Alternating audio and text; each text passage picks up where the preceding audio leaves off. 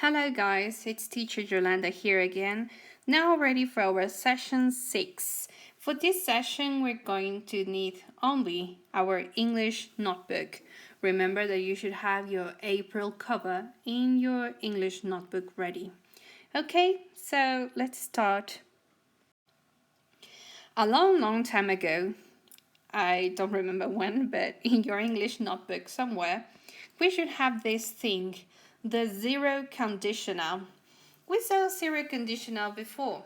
Do you remember what is a conditional? A conditional was a condition and a consequence. We saw these already. We saw that zero conditional was created with if plus a sentence in simple present plus another sentence in simple present. Remember that we already saw simple present. It's, I guess, the 27th or the 28th of August in your English notebook. You should have it there. Please open it and also review it before doing this one. Let's make a short revision of it. Simple present is everything but simple. Remember, simple past and simple present are not simple. They lied to us, guys. I have no idea why, but whatever. In the affirmative form, we have a subject plus two options. Remember, simple present is the tense of the two options. We have two options. We have a normal verb or a verb with an S. Remember that the people who have an S in the verb are he, she, and it. And after that, we will have our complement. For negative form, we have the subject, and now we have an auxiliary. We have don't and doesn't. Pay attention to the S here. The same people who take an S in the verb are the same people who take that doesn't. That means he, she, and it. Then we're going to write a normal verb. Why a normal verb? Why not a verb with an S? Because it is not necessary. Remember, the S is in the doesn't now. We have the S here, and the S here. Yes? So that's why we take a normal verb. And after that, we take a complement. Now, in interrogative, we have do, does at the beginning. After that, we have our subject, the normal verb, the complement, and the question mark. Why a normal verb? Because the S is here in does. Okay? So, let's take into consideration. Let's imagine that we wanted to make a sentence in affirmative, negative, and interrogative with, let's say, I drink. The affirmative form will be I drink. The negative will be I don't drink. The interrogative will be do I drink? But if we wanted to change this into a different context, let's say that we wanted to change it into something with he, she, or it would be different. For he, she, and it, let's imagine with he, it would be he drinks. Pay attention, drinks, yes. It takes an S. The negative would be he doesn't drink.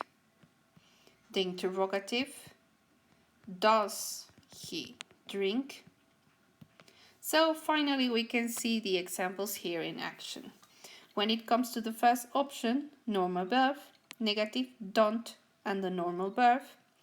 The interrogative, do, plus the normal verb.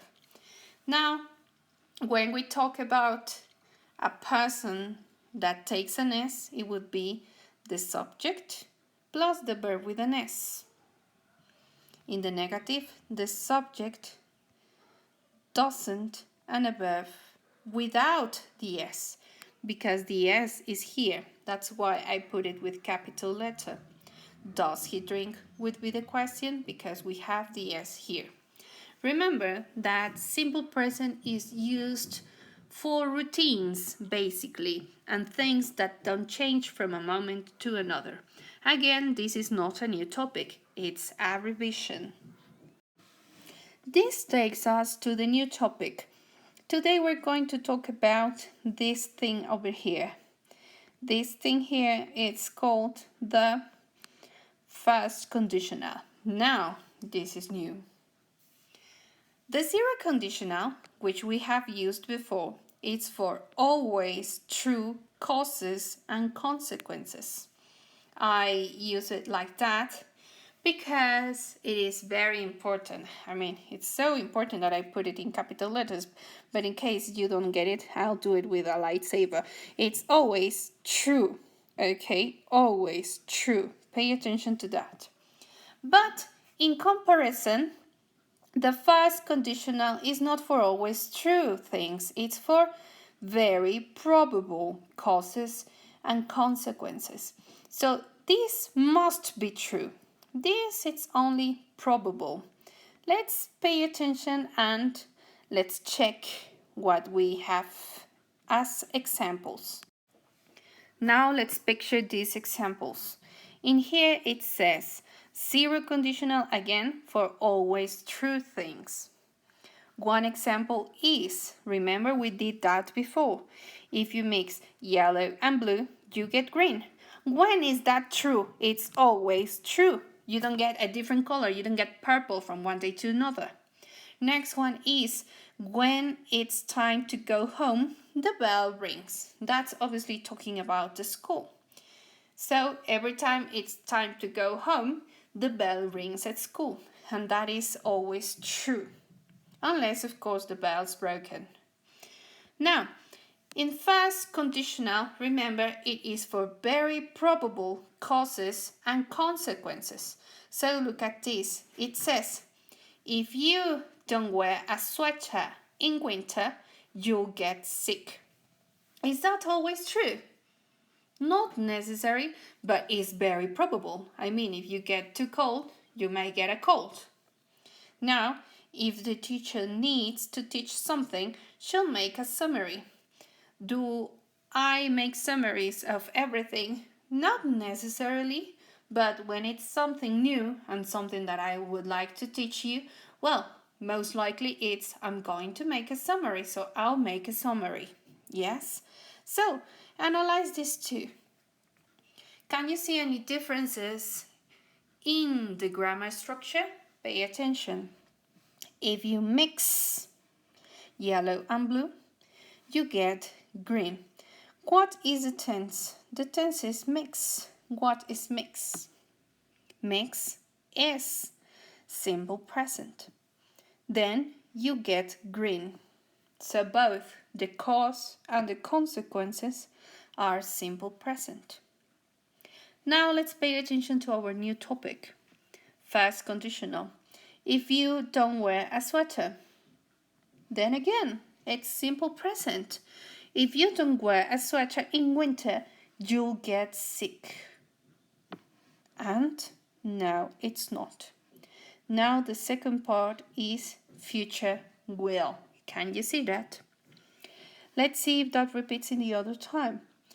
If the teacher needs, that's simple present. To teach something, she'll make. Again, we have future will. So that takes us to our continuation here in our grammar summary. First conditional for probable causes and consequences examples. If we continue polluting the planet, global warming will get worse. So, what is it that we are using? As you can see, the first part, it's going to be the cause or the condition, and it's going to be in simple present. After the comma, we have global warming will get worse. I put it in green so we see that it is another tense. Now, the consequence would be with will. Can we change the order of these things? Of course. Remember, if the if is at the beginning of the sentence, we need to separate my two sentences with a comma. When we put if in the center, the comma is not necessary. Let's pay attention. Global warming will get worse if we continue polluting the planet. Again, simple present is in blue and the consequence is with will. It doesn't matter what is the order. In first conditional, always the cause or the condition will be in simple present. And the consequence needs will. Okay, so let's pay attention. Could we have an interrogative form? Yes, we can have an interrogative form. The interrogative form will be, what will happen? Why do we ask with will? Because we don't know the consequence. That's why we are asking about something. So, what will happen if we continue polluting the planet? The answer would be the consequence. Global warming will get worse. Can you see? So, let's have this in mind.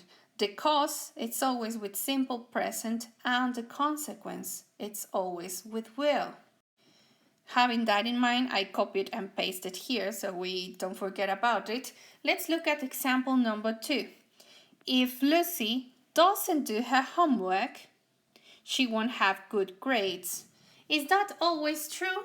Not necessarily. Sometimes maybe you don't do the homework and you get a 10 in a quiz.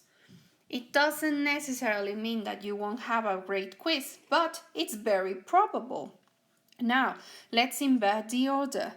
Lucy won't have good grades if she doesn't do her homework. Now the interrogative form.